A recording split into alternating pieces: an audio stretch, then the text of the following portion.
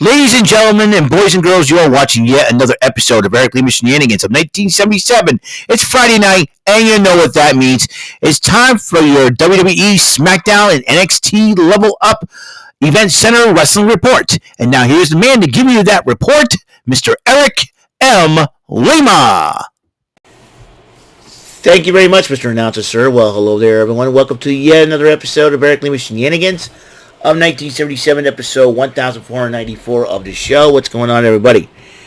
Today we're going to be talking about what happened last night on SmackDown and NXT Level Up. I got some news. Speaking of WWE, Kayla Braxton will be leaving the WWE after 8 years. She's been a backstage correspondent, host of The Bump, and one of the most beautiful ladies in the WWE. Next week, Madison Square Garden, she'll be signing off. She will be leaving afterwards, and we're going to miss Kayla Braxton in the WWE. I know there's a lot of people would love to fill in for her. Could be I know usually Kathy Kelly, Jackie Redmond, and Byron Saxman handling the backstage interviewing duties.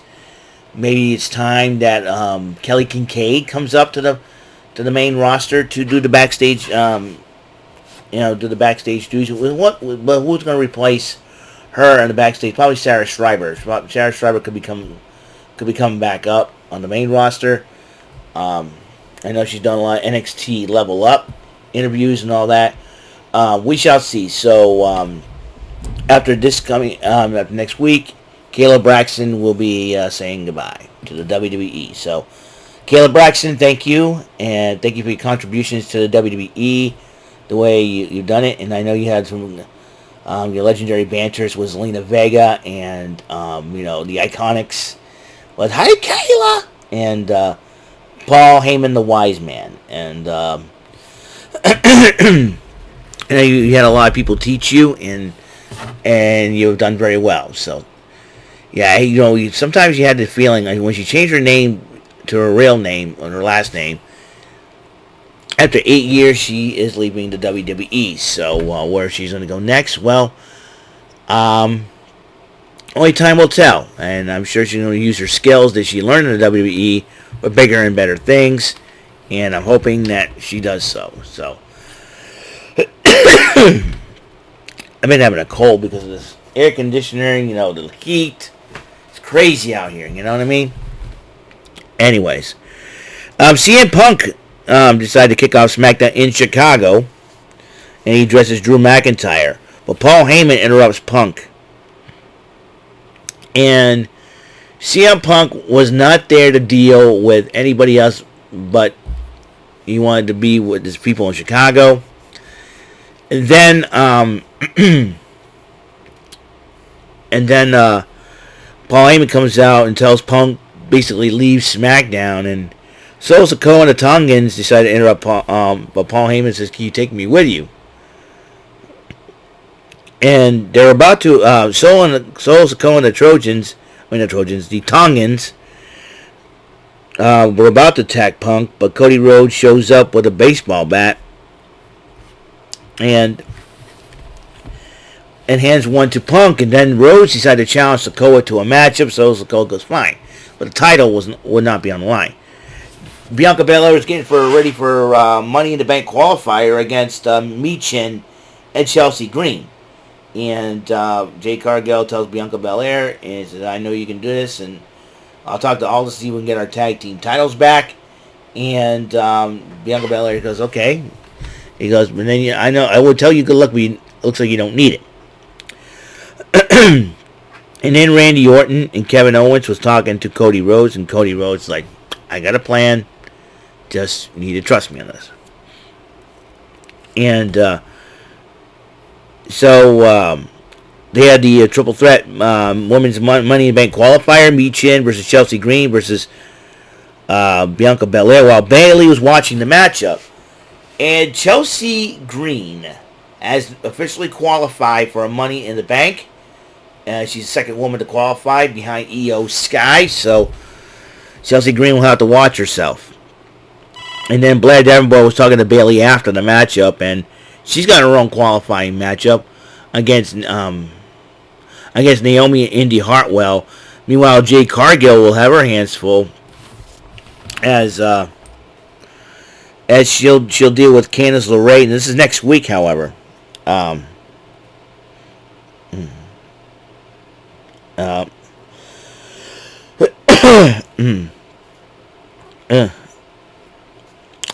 Let's see. Let's see who we got here. Let's see. Okay, let me just give me a second here, folks.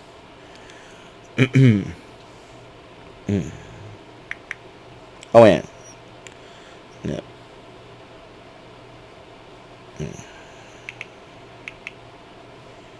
SmackDown. And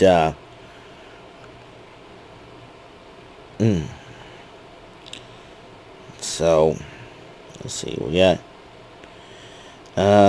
we know one. Yeah, we know one match already. We know yeah. You know, we know one match. It will be Naomi, Blair Davenport, and Indy Hartwell as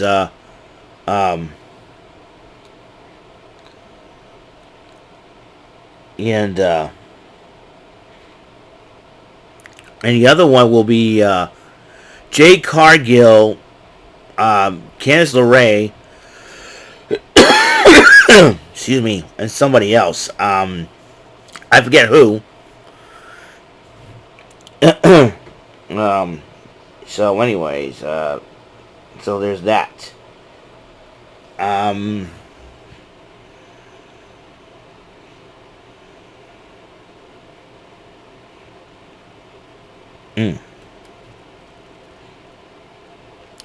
So, anyway, so there's that. And so Sikoa confronted Heyman in the locker room about, you tell the tongue. He says, tell the tongue as they have their orders carried out. Make sure that Randy Orton and Kevin Owens do not make it. So, and then Heyman goes, and then afterwards, you and I will have a talk. So Caleb Braxton interviewed Grayson Waller as he's in the Austin area. He's going to be recuperating, and then DIY interrupts Waller and He started trashing him. Also, hear banging at the garage door. Now, they had security throughout the night because of what happened at Monday Night Raw. So they think that they may strike on SmackDown because right now the Wyatt Six don't have a brand to call home. So, and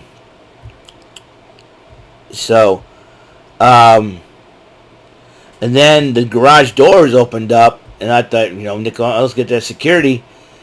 CM Punk was laid out by Drew McIntyre. And then he carries Punk to the ring, Punk to the arena, I should say, and drops him. Aldis and the officials come out to help Punk. Aldis confronts Drew, just basically like a little light shove to Drew. Like, what the heck are you doing? And Drew shoves him back. Aldis got upset, pointing at McIntyre. So, and then after the commercial break, Punk was loaded in the ambulance. I'm sure Mr. Pierce will have his hands full in that situation. And then the men's Money in the Bank qualifier, Tama Tonga, Carmelo Hayes, and Randy Orton. And Tama Tonga's brother, Tongaloa, gets involved. KO gets involved. Both teams brawl. Carmelo Hayes took advantage, pins Randy Orton. Hayes qualifies for Money in the Bank. I believe he's the first one to qualify, I do believe. I'll see if I'm right about that. Hold on just a second here. No, Jey Uso. So it'll be Uso following Jey Uso in that matchup. And then LA Knight calls out Logan Paul. Santos Escobar interrupts Knight as him and then LA Knight next week, and Logan Paul. Those three are going to qualify. So, anyways, Santos Escobar comes out, interrupts Knight. Escobar attacks Knight. Knight fights back. Logan Paul attacks Knight from behind. Typical Beavis-looking butt-headed coward. Logan Paul, that sap-sucking salamander. What in the world's your issue? And they have a men's, speaking of Money in the Bank qualifier matchup, they had the second one, Andrade, Grayson Waller, and Kevin Owens. And before the match, the Tongans jump KO. Orton comes back with a chair. But Andrade took advantage of the whole situation, and Grayson Waller, and Andrade ended up winning the matchup. He's the third man to qualify with Jey Uso and Carmelo Hayes. Tiffany Stratton pokes fun at Michin for losing the matchup, and then Michin tries to attack Stratton, and Nia Jax attacks Michin. Kayla Braxton gave up a medical update on CM Punk. Heyman talks to Sikoa, the gorilla position, and Solo Sikoa tells Heyman that Roman is not coming back. Does Solo Sikoa know something that anybody doesn't? It'll be a very interesting situation. Anyways, they had their non-title matchup in the main event. The Tongans decided to attack Rhodes during the matchup, giving Rhodes the win by disqualification. KO and Randy Orton assist Rhodes, and then all six-man brawl. But then after the Tongans were taken out, Solo Sikoa was left all alone until he was begging off. All of a sudden, he starts looking at them, starts laughing. So they're like, "What the heck is going on?" Randy Orton was the first one to turn around. Ladies and gentlemen, the Samoan werewolf has arrived in the WWE. Jacob Fatu. And he attacked all three men. Excuse me. I mean, I can't believe it myself. But Jacob Fatu is now in the WWE officially on SmackDown. Has joined up with the Tongans and Solo Sikoa. What kind of bloodline has Solo Sikoa engineered here? Is this the new generation of the bloodline? This is going to be something. This could lead into a major War Games match, because I don't think the bloodline's done yet.